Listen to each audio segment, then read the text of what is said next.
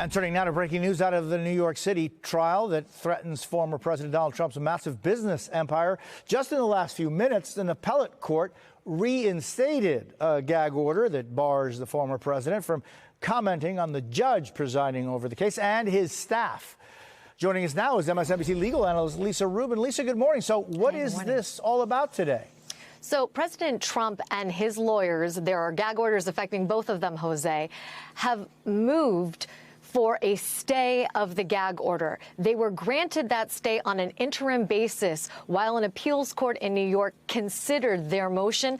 Today, we're hearing news from 4 judges in the First Department, which is part of the appellate court here in New York, reinstating that gag order. Their 2-page order is extremely terse. They just say that having read all of the papers filed by both President Trump and his team, the Attorney General of New York, Tish James, and her team, and finally, the New York State court system on behalf of Judge Arthur Engoron and his law clerk, having read all of those papers, they are denying the motion for a stay of those 2 gag orders and are lifting the interim stay. Now, of course, the appeals of the gag orders themselves are still continuing, but practically speaking, they won't be decided by the end of this trial. And that means for the duration of this trial, we should expect that former President Trump and his legal team continue to be under an order that denies them the right to speak about any of the court personnel. Unlike the D.C. Circuit,